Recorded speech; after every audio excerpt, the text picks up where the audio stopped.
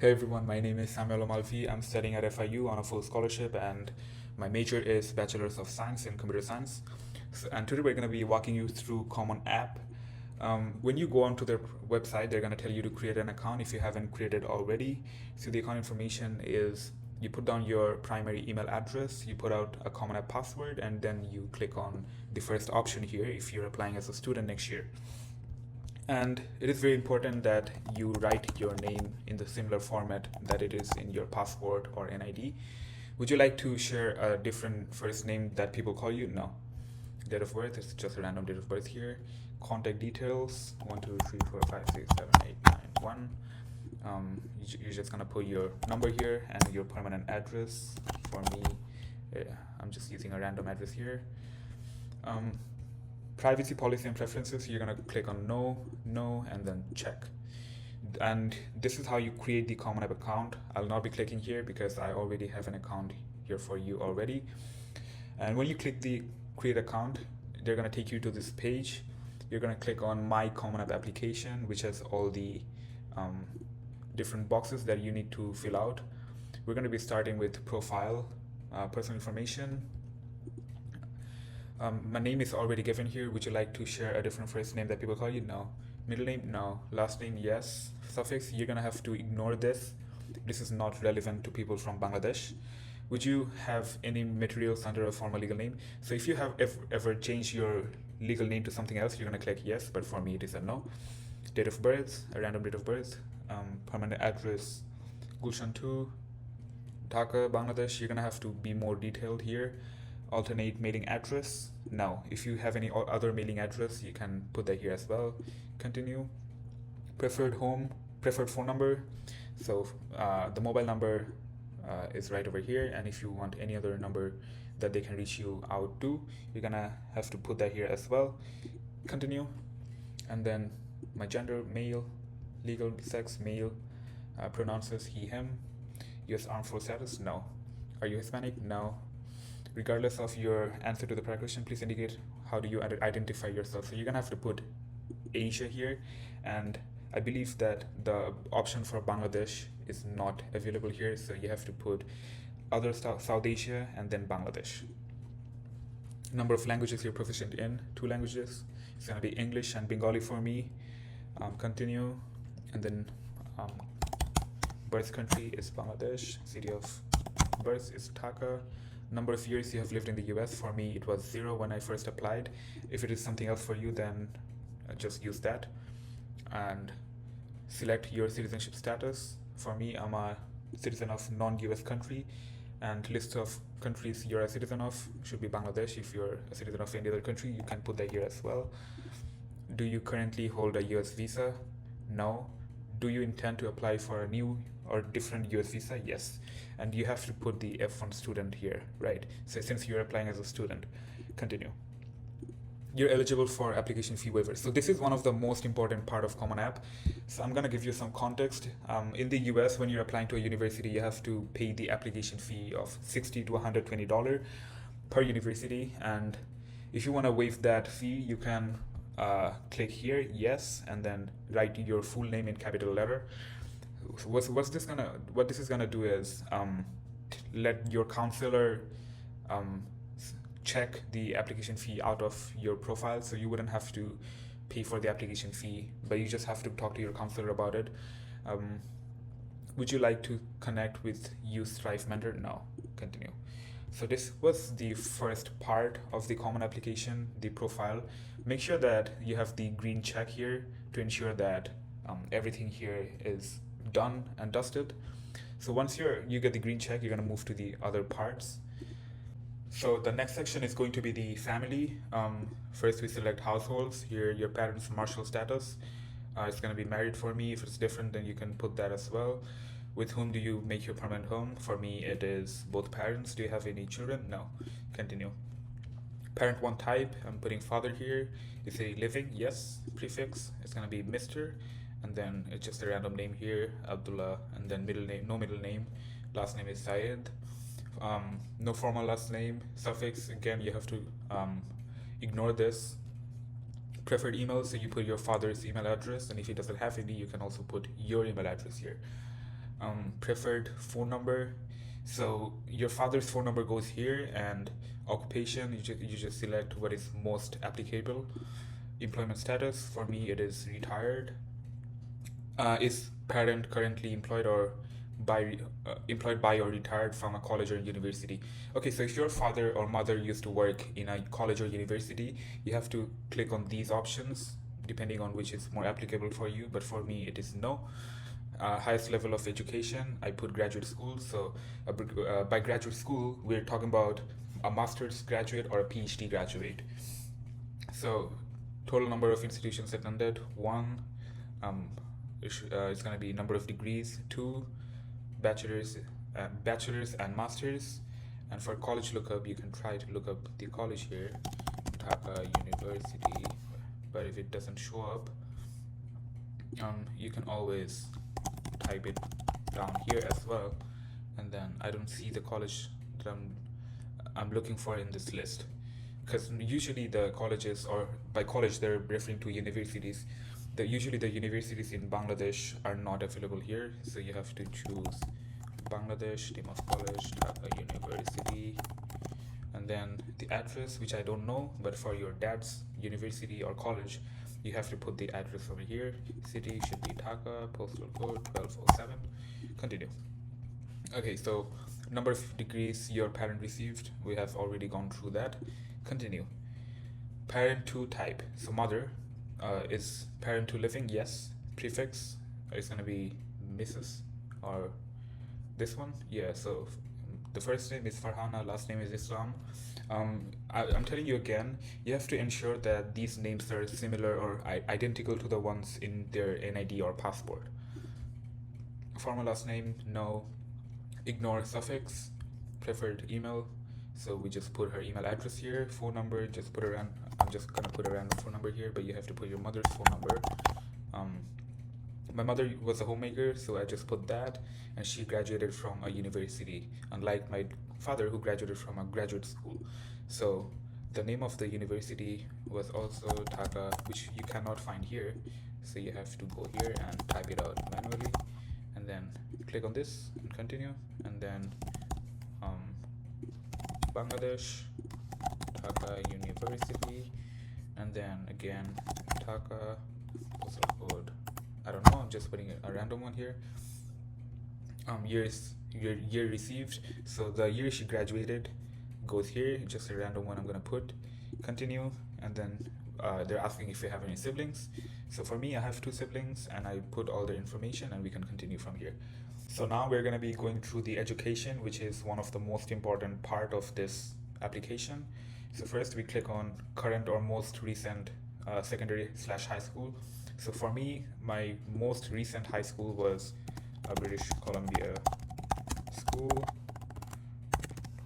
You can click on continue, and then I don't see my list high school in this list, and then you have to click, you have to write it down again, and then select the country, which is Bangladesh, and then the school type, which should be independent, and the address of the school, and then 1205, sorry, my bad, should be Dhaka, and then postal code should be 1205 for my school.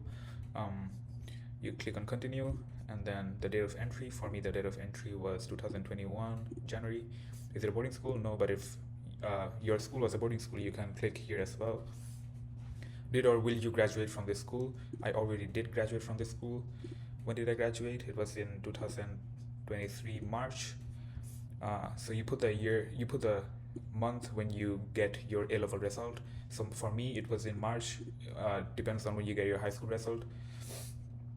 Please indicate if any of these options will have affected your progression through or since secondary high school. Check all the boxes that apply. Did you or will you graduate late? So for me personally, I had to graduate late from my school because of COVID. I had to, I fell behind by 6 months. So if that is the case with you, you can also put that down here. You can explain within 250 words. But usually, I suggest students to be very elaborative of what caused the delay in their late graduation, because it is extremely important that you're very transparent with the university when it comes to all these academic documents.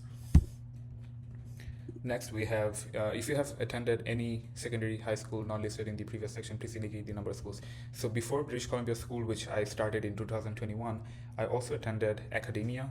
So I'm going to put academia here on the list as well.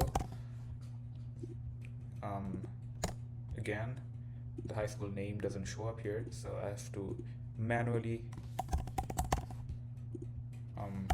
type it down. School, this was also an independent school. I don't know the address of academia, so I'm just gonna put Lal Matia here, and then city was Taka. Postal code, I believe, should be 1205. Secondary high school from date. All right, so I attended academia from 2010 June to 2020 December. Yeah. Please provide the details about why you left each of the above secondary schools. So when you're putting down two different schools here, you're gonna have to explain why you moved to a different school. So it is very simple. Like, a lot of you have to move to different places, different cities, different countries. A lot of you don't like the education in one school and move to the other for a better environment. So you can just explain that over here. It is very important that you elaborate again. So we can continue. If you have ever taken coursework at a college or university, please indicate the number of colleges. So usually for most students applying abroad, you don't have any college coursework, so this should be 0 for you unless you're applying as a transfer student. So it should be 0 here. We can continue. Graduating class size, for me, when I was graduating, my class size was 128. This is not specifying the just one class. You can count the number of sections in your school and the total number of students in grade 12, not just in your class. So it was 128 for me, and the class reporting for British Columbia School was none. This was also none. If it's different for you, you can definitely always put the exact decile quantile, like whatever metric you use for class rank reporting. If you don't have any class rank, it should be none for you. GPA scale reporting should be none for me as well, because we didn't have any GPA system in A levels. Cumulative GPA, my cumulative GPA was 4.0, and was a GPA weighted or unweighted. So for majority of the students in Bangladesh, your GPA should be unweighted because we don't have any proper weighting measurements. So there is no drawback in checking this box, because the university will weight your GPA regardless. Please list all courses you are taking this academic year. If you're not currently enrolled, please list courses from your most recent academic year. So if you already graduated A levels, your academic courses would be all the units in A2. But if you're in A2 right now, your the courses should also be A2, the ones that you're currently taking or have taken before, the most latest one. So in A2, you usually have 8 courses as a science student, and this is a yearly exam. The course 1, so it should be physics, and then physics again. So you put physics 3 times because of physics 4, 5, 6, and then full year. Course level was advanced placement A levels, so you can select A levels here. Course name was physics unit 1, or sorry, unit 4, IAL, Edexcel. For me, it was Edexcel. We can even put the actual code, physics unit 4 Edexcel code. So they're gonna give you the code, which you can copy and then paste over here as well. So you can do that for unit 4 and then unit 5 and then unit 6. Same for chemistry, same for mathematics. So we're done with this section. Let's move to the next section. Do you wish to report any honors related to your major academic achievements beginning with the 9th grade or international equivalent? Yes. So you do not put no ever, okay? So you just think of all the things you have done throughout your high school from 9 to 12, and you will definitely find something that you can add here. This is not an extracurricular activity. You just put down all the award that you got. For example, Science Fair 2021, right? So it was in grade 12, for example. Sorry, grade 9, and maybe you won one in grade 11 as well. And the level of recognition, it could be a state, a regional one, or it could be a school one as well. It could be both as well. And then you add more honors here, like that. For example, I can put another one here, debate competition 2021 by British Columbia School, and which was in 11 or 12 maybe, level of recognition school. So the honors title, you also put the winner. It's mandatory to put the winner or maybe the runner up. So it is mandatory that you put your position in the competition, and then if it was your school who hosted it, and then the year, and you can try, or maybe not the year because you already specify 11 or 12, so you can just put out the company or the institution or the school or whatever institution through which you got that honor. So this is done as well. Let's move to the community-based organizations. Indicate the number of community-based organizations that have helped you with free assistance in your application process. You should always pick 0 because you don't want the admission officers to think that all of these were done by someone else. So we can click on continue future plan, which best describes you. I'm applying as a first year student and plan to start college in 2025 or 2026. So as of now, in 2025, this is applicable for you, but it changes each year. So for someone who's seeing this video after 2 years, you're gonna have to select something else over here, like 2027 or 2029, whatever it may be. Or maybe you're transferring as a college student, so you can choose this option as well, but I would highly suggest all of you to apply as a freshman because that increases your scholarship opportunities. Highest degree you intend to earn, for me it's a master's degree. Career interest, I want to be software or maybe computer programmer or analyst. Continue. So there goes the education portal. You can see that some of these are not checked. It's because I didn't fill out all of them, but you should definitely fill out all of these. I have shown you the process, so it shouldn't be that tough for you. So the next section we're going to look at is the testing section. Here you have to self-report all the SAT or IELTS or Duolingo or any other exam that you have taken or wish to take. So you have to always select yes, because if you want to go abroad, you have to take the IELTS or Duolingo anyways. So for example, I want to indicate the SAT test or maybe the IELTS test as well, and maybe a Duolingo test. Why not? So I have 3 tests here, and you can see that these 3 sections have popped up. As an international applicant, so you should always select no here, because our country does not require a state or national living board exam to get promoted to the next grade. So this is a no for us. So let's continue to the SAT section. So the number of past SAT scores that you wish to report. For example, you have taken 2 SAT exams before and you wish to report all of them. Would you like to report an SAT essay score? So this will be a no for everyone, since the SAT essay is not a thing anymore. Number of future SAT sittings you expect. So for example, you want to take 1 more SAT in the future, and this is going to be in 2025 December. So in the previous part, we saw that we're reporting 2 SAT scores. So for example, you took the SAT 2 times, but you don't have to mention the score for 2 of these SATs. You can just only mention the highest evidence-based reading writing score. So within the 2 scores, for example, in the first one you got a 670, and in the second one you got a 760. So you have to only mention the highest score in reading and writing. And for example, this test was in August of 2025. August of 2025, and this date is basically the SAT exam date. And the highest math, for example, you got an 800 in maths.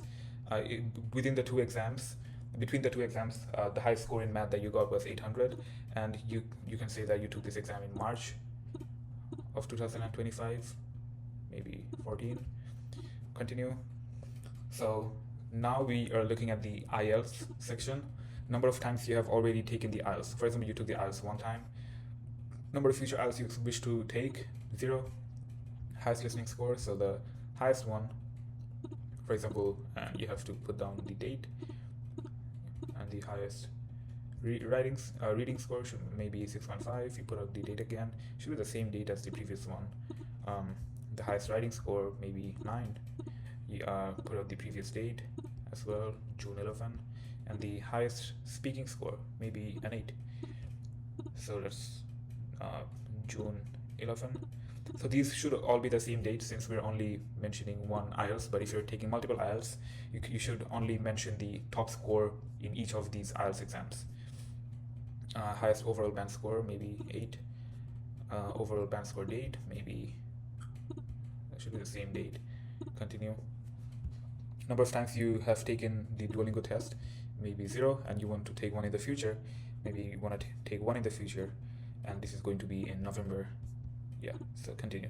So there goes the testing part, and next we're going to be looking at the activities. This is one of the most important part of Common App. Do you have any activities that you wish to report? Yes, definitely. You should always report these activities, and there are 10 options here, and you should try your best to include all 10 activity sections.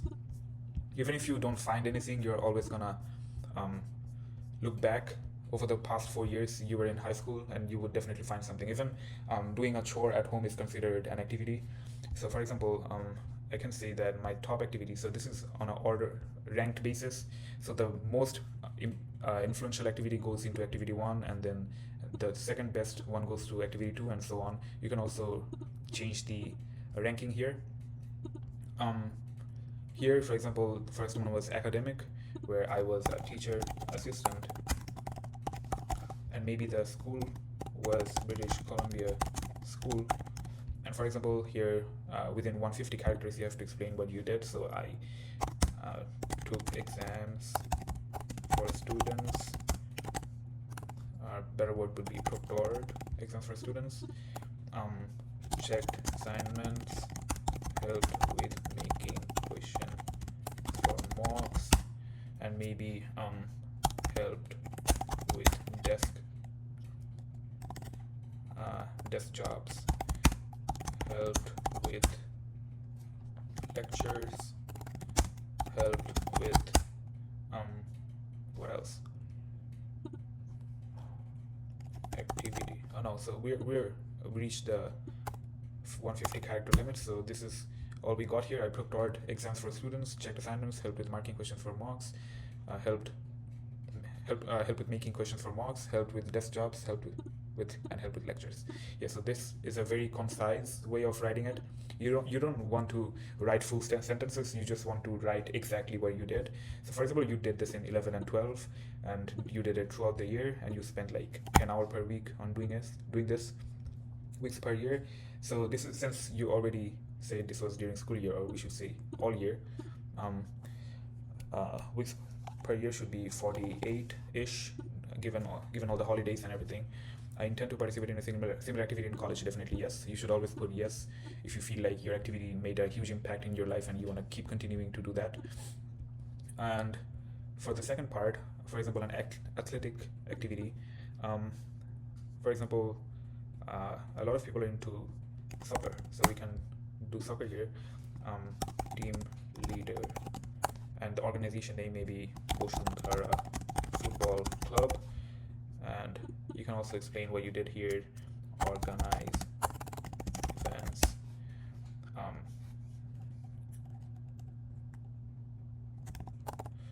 host tournaments,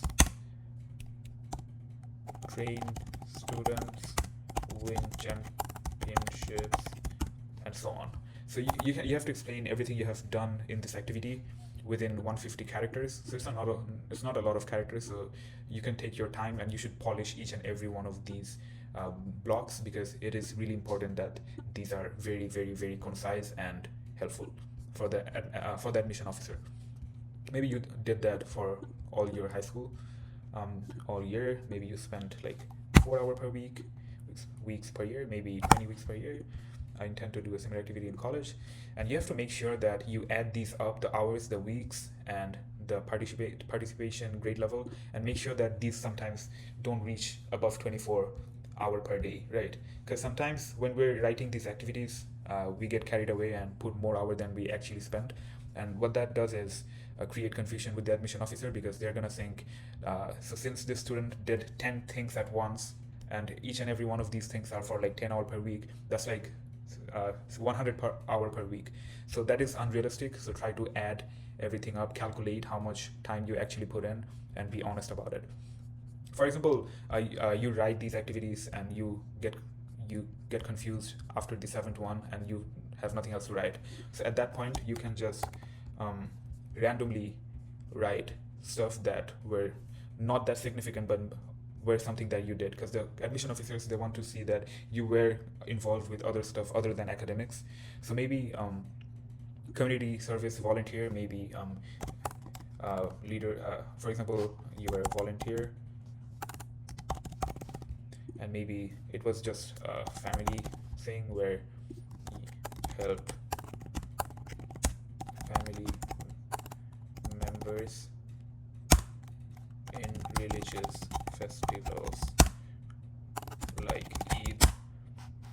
And maybe you can also say donated clothing to poor people. And these are stuff which is like not that significant. Maybe your mom donated some clothing, your clothing, to some poor people, but you can also mention that here if you're really out of activities to post. And it is important that these activities mean something to you, and not all about title, having good title, having good organization name, other than the first 3 or 4 ones, because the admission officer knows that it is physically impossible for a student to do extremely good activities constantly throughout their high school career. So try to be honest and try to write whatever comes to your mind. Even if you don't have something, think about it, you'll definitely find something to write about. So let's go to the next section, responsibilities and circumstances. Sometimes academics and activities are impacted by household responsibilities or other circumstances. Sharing this information with college can help them better understand the context of your application. You may repeat information you already provided elsewhere in the Common App. So for example, in the activity section, they are already expecting you to put in household responsibilities. Some of the times they do expect students to also mention household activities like babysitting, or maybe teaching your siblings, and just random household stuff that are also counted as good activities. So they want you to explain how these activities may or may have affected your academic. So you can definitely check these out, like assisting family or household members with tasks such as doctor's appointment, bank visits, or visa interviews. Or maybe something else like taking care of your own children, whatever it may be. Please select which circumstances you have experienced. Commuting 60 minutes or more to school each day. So a lot of students have to travel for a very long time to get to school. So if this is something that has affected you, you can definitely check this box out. And then we go to the main part of Common App, the main part of application, the backbone of the US admission system, which is the essay. So I'm just gonna take a minute to 50 college essays. So this is a really popular book that I suggest each and every student to read, because there is a lot of essays written by college students or high school students who ended up getting into Harvard, MIT, Stanford, and a lot of other good places. So I would definitely highly suggest you to check this book out. There is 50 essays here. Try to read like 30, 40, 50, as much as you can. This will give you a strong foundation on what the essays look like, and hopefully your essay is going to look similar to these. So you can select from a whole variety of prompts, and I will suggest and I will enforce this rule that you do not use AI for this essay, because that will mean an automatic rejection. The admission officers, they read 20 to 30,000 essays per year, so they know which essay is written by AI. So never ever try to write essays written by AI. You can select any of the prompts here and you can paste your essay, which should be within 650 words, and then you continue. And there's the additional information section, and what I suggest students to do is fill out anything that you feel the admission officer should know about your profile. So here, maybe you face some discrimination in high school which resulted in a bad grade. Maybe your country went through some natural disaster. Maybe there was a war happening when you were giving your exam. Whatever it may be, you just click on yes and explain the situation to the admission officer so they can understand you better and take your consideration into account when reviewing you for the scholarships or maybe the acceptance. Would you like to share any additional detail or qualification not reflected in the application? Maybe yes, maybe no. Depends on the individual. And we click on continue, and we're essentially done with Common App. And the next section is My Colleges. Here, you find the list of all colleges. So for example, if I try to search for a college, maybe my own college, Florida International University, you're gonna add this. So here you can go to my colleges and then fill out all these university specific questions. So if we go to general, let me give you some idea on, so for example, you always select the fall 2026 because this is the term where you get the most amount of scholarships. I would prefer students to always go for fall, and then if you're applying early, you can choose early action, and then do you want to receive SMS? Yes, and then put your number over here, and then we can continue. So which format do you want to study in? For me, it is on campus. So if you want to study in a different, so FIU has different campuses. So if you want to study in the MMC campus, you can select this. And then in the major, for me, it is computer science. Are you interested in financial aid? Yes. Specify your housing preferences. For me, I would like to live on campus. Have you enrolled or completed any FIU? No. Are you a full-time employee? No. So these are answers that are mostly going to be no for you. No. Health compliance FL shots. So this is a no for you because you're not in Florida. I authorize FIU to, I mean, you can put yes here. It doesn't really matter because your counselor is the one who's going to send your transcript anyways. So here we can choose family. Yes, family. Why not? Let's go to the next section. Family. Okay, so for example here, I can just put a random name as my father. My bad. Parent, and then parent's name and phone number, then country should be Bangladesh. Make sure to use the full name here because they're not asking for the first name, they're asking for your dad's full name. Address, just let me give a random address here. City, Dhaka, no state because Bangladesh doesn't have any state. Let's continue. Are you a Florida resident? No. Continue. These are going to be no for you as well because it mostly asks for your criminal history, but since you were never in the US, for the 99% of the students, this is going to be a no. So now we reach the critical part of applying abroad. So first you have to complete the FARPA release authorization. I have already done these, where you basically sign and waive your right to receive any of the recommendation letter or whatever your school counselor or teacher provides for you on behalf of you to the university. So you're going to waive your right to view any of those documents, and this FARPA legalizes that statement. So after you're done with completing the FARPA, you can invite recommenders. Here you can invite your school teacher. So for example, if I want to invite a school teacher, for example, I don't know, Rabiul Islam, I don't know, just putting a random name here. Subject, maybe he was a math teacher. Prefix Mr. Rabiul Islam, and then you can just add that person here, and they're going to get an email where they can access your side of the Common App and upload their recommendation letter. And this is the most important part, the counselor. So when you're applying abroad, you cannot send your own high school results. You have to invite your counselor, and she or he is going to be the one sending your high school results, transcripts, A-levels, O-levels, recommendation letter, and everything like that. So you invite your counselor. For me, I was in British Columbia School, so it is going to be British Columbia School for me.